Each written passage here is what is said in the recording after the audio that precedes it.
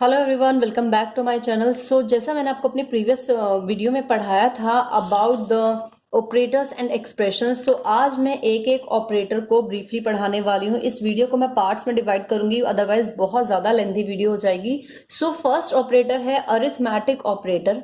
N arithmetic operator is an operator which require two operands.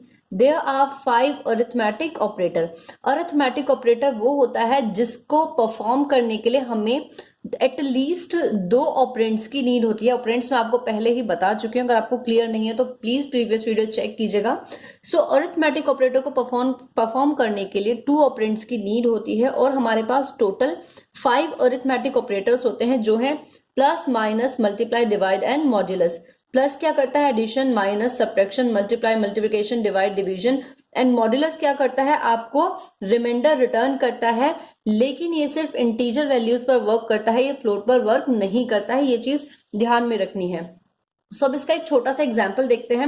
Even मैं इस तरह का एग्जाम्पल आपको पहले भी करा चुकी हूँ, आप मेरी प्रीवियस वीडियो में चेक कर सकते हैं, लेकिन यहाँ मैंने इस क्वेश्चन को मतलब सारे ऑपरेटर्स को एक ही प्रोग्राम में किया है और बहुत ही शॉर्ट वे में किया है। तो आई थिंक ये आपके लिए हेल्पफुल होगा, तो इसे ध्यान से समझिएगा। Hash include stdio.h, hash include conio.h, जिनको मैं आपको पहले ही बता चुकी हूँ कि इनका मीनिंग क्या है और स्टार्टिंग में क्यों यूज करते हैं। वॉइड मेन, इंटीजर में हमने 2 वेरिएबल लिए हैं, a is equals to 17, b is equals to 4। Then print f में हमने प्रिंट कराया है sum is equals to percentile d. Percentile d इसलिए यूज किया है क्योंकि दोनों इंटीजर हैं और यहां हमने इंटीजर टाइप ऑफ वैल्यू ली है, इसलिए मैंने यहाँ परसेंटाइल डी यूज किया है। और a प्लस बी, डायरेक्ट मैंने इसका एडिशन यहीं पर करा दिया है। आप चाहें तो इसे अदर वेरिएबल इस तरह से भी करा सकते हैं कि हम एक थर्ड वेरिएबल लें a प्लस बी का, उसमें सम कराएं, देन z को प्रिंट कराएं, जैसा कि एग्जाम्पल मैंने आपको पहले कराया है। लेकिन ऑलरेडी मैं ये करा चुकी हूं, तो मैं कुछ नई चीज आपको सिखा रही हूं, इसलिए मैंने ये वाला ऑप्शन आपको इस एग्जाम्पल में दिया है।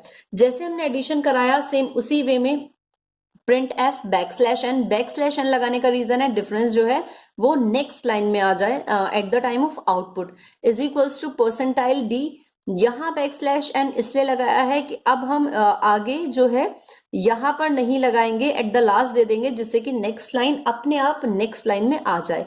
a माइनस बी होकर के यहां आ जाएगा, difference is equals to print हो जाएगा। देन a मल्टीप्लाई बी होकर के यहां आ जाएगा, product is equals to percentile d backslash n a multiply b, same as question, क्योंकि ये जो डिवाइड का साइन है ये क्वेश्चन रिटर्न करेगा और जो मॉड्यूलस का साइन है रिमाइंडर रिटर्न करेगा। हमने वैल्यूज कौन कौन सी ली हैं? 17 और 4। 4 4 से 16 होते हैं, तो क्वेश्चन हमारा 4 आ गया और रिमाइंडर हमारा कितना आया? 1 आया। तो ये रिटर्न करेगा 4 और ये रिटर्न करेगा 1। देखते हैं इसका आउटपुट। फर्स्ट जब हमने 17 और 4 को प्लस कराया विच इज 21, डिफरेंस क्या आएगा? 17 और 4 का 13, multiplication is 68, question 4 and remainder 1। So ये है सॉल्यूशन अरिथमेटिक ऑपरेटर का with the help of example, जो कि बहुत इंपॉर्टेंट है। तो बहुत इजी लैंग्वेज में अगर आप इसी तरह से लिखेंगे तो ये बहुत ही हेल्पफुल होगा आपके लिए। इसमें नोट करने वाली बात यह है कि मॉड्यूलस ऑपरेटर, ये जो ऑपरेटर होता है, परसेंट का जो साइन होता है, can't be applied with floating point number, जैसा कि आपको पहले ही बताया है कि ये सिर्फ इंटीजर्स में ही वर्क करेगा। अब हमारा नेक्स्ट टॉपिक है असाइनमेंट ऑपरेटर। असाइनमेंट ऑपरेटर क्या है? A value can be stored in a variable with the use of assignment operator. Assignment operator की हेल्प से ही किसी भी वेरिएबल के अंदर वैल्यू को हम स्टोर करा सकते हैं। दिस असाइनमेंट ऑपरेटर, ये इज इक्वल्स टू का साइन जो है, this is called assignment operator, is used in assignment expression and assignment statement. Assignment operator को या तो हम असाइनमेंट स्टेटमेंट में यूज करेंगे या फिर असाइनमेंट एक्सप्रेशंस में यूज करेंगे, और हमेशा इनकी जो असाइनिंग वैल्यू होती है वो होती है right to left. Here value assign from right to left. For example x is equals to 8, तो 8 हमारी कहां जाएगी? x के अंदर। अब x की वैल्यू 8 हो जाएगी। फॉर एग्जांपल कोई लोकेशन है जहां x है, अगर हमने लिखा x इज इक्वल्स टू 8, तो इस लोकेशन पर x की वैल्यू क्या आ जाएगी? 8 आ जाएगी। अगर लास्ट में सेमी कॉलन है, that is called assignment statement, और अगर सेमी कॉलन नहीं है, that is called assignment expression. इसके लिए आप एग्जाम्पल अपने आप दे सकते हैं। मैं पहले आपको एक क्वेश्चन कराया है a प्लस बी का सम कराया है जिसमें 3 वेरिएबल लिए थे, तो हमने सम कुछ इस तरह कराया a plus b is equals to z। तो यहाँ a प्लस बी की जो वैल्यू है वो z के अंदर असाइन हो रही थी, तो असाइनमेंट ऑपरेटर यूज हो रहा है। तो आप अगर आपको ये क्वेश्चन नहीं आता तो मेरी प्रीवियस वीडियो चेक करें, वहां आपको ये मिल जाएगा, वहां से आप इसको मतलब समझ सकते हैं और नोट डाउन कर सकते हैं। असाइनमेंट ऑपरेटर की अगर मैं बात करूं तो असाइनमेंट ऑपरेटर में एक टॉपिक आता है कंपाउंड असाइनमेंट ऑपरेटर। अब कंपाउंड असाइनमेंट ऑपरेटर क्या होता है, जब हम ऑपरेटर की एक्सप्रेशन को या स्टेटमेंट को, असाइनमेंट स्टेटमेंट को शॉर्ट फॉर्म में लिख देते हैं, that is called compound assignment operator. For example x minus is equals to 5, इसका मतलब क्या है, x is equals to x minus 5, जो साइन यहां लगा है सेम वही x minus 5, sorry. Then y multiply is equals to 5, इसका मतलब क्या है, y is equals to y multiply 5। Sum divide is equals to 5, sum is equals to sum divided by 5। k modulus is equals to 5 which means k is equals to k modulus 5। तो इस तरह से compound statement भी use किए जाते हैं।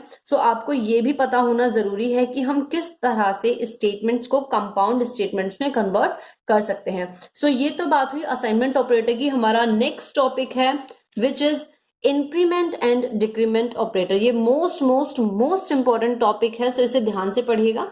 चलिए शुरुआत करते हैं। C has two useful operators, increment and decrement। Increment का साइन होता है प्लस प्लस, 2 बार प्लस, और डिक्रीमेंट का होता है माइनस माइनस यानी कि 2 time minus. These are unary operators. Unary operators का मतलब क्या होता है कि उन्हें सिर्फ एक ही ऑपरेंड की नीड है, because they operates on a single operand.